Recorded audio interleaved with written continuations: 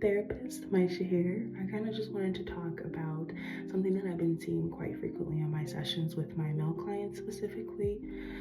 A few of my male clients, what I'm seeing is that some fathers more so teach their sons, and this could be because that's, how they were raised and what they know how to do, right? So there's no shame.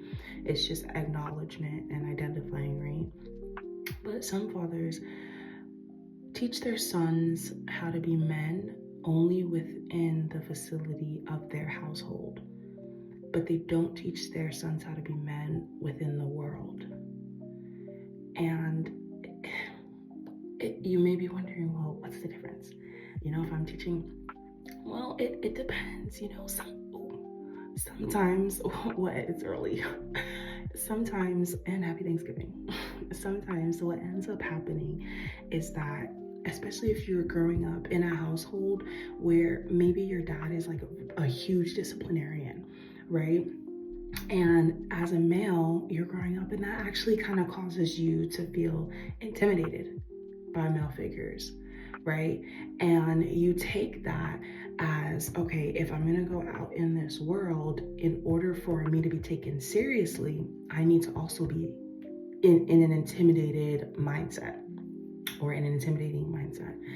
And if I'm gonna be someone who makes a difference, or if I'm gonna be someone who gains anything in this world, I'm gonna have to be exactly like how my dad was. And even though I was scared when my dad treated me like that, things still ended up working out. He usually would get what he wanted.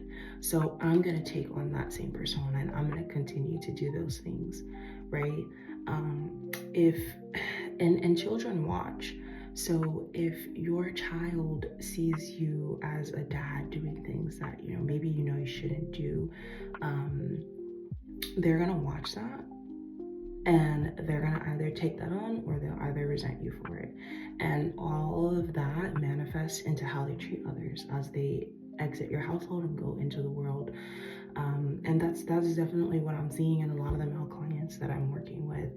A lot of them are really angry, and it sucks. It really sucks. It breaks my heart because they're so young and they have all this anger in them, and it's just like, why were you never allowed to express that? Why is it that as a man you're growing up, and as soon as you express your anger, if you're not expressing it in a mad way, coming off aggressive, because in that context, right, a lot of times the only way that's acceptable for a man to express himself is through anger. That's the only way that he can express himself and not be called a wuss for it, right? If a man cries, oh, you what's wrong with you? Why are you crying? Oh, you're jealous. Oh, you're letting that girl get you in your feelings. Oh, every single time there's always judgment. And it's like every other emotion somehow takes away from their masculinity within this society. And I really want dads, and I'm not a dad, I'm not a man, right? So I don't know, share more with me so I can help more men, I can help more clients. Share your knowledge as dads, as fathers, so that I can help others. But regardless, that relationship and what that how that ends up manifesting in the outside world, it is so impactful.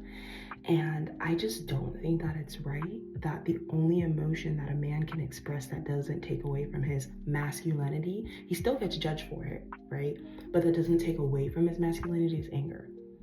And then as soon as men start expressing things aggressively and in anger, now, oh, you're a bully, now you're this, now you're, and of course, doesn't condone any behaviors, right?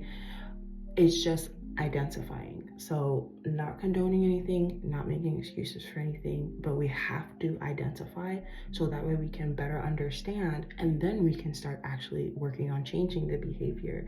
But this is just like a small, tiny piece of something that I've seen in a few of my male clients, and I just wanted to share it with you guys.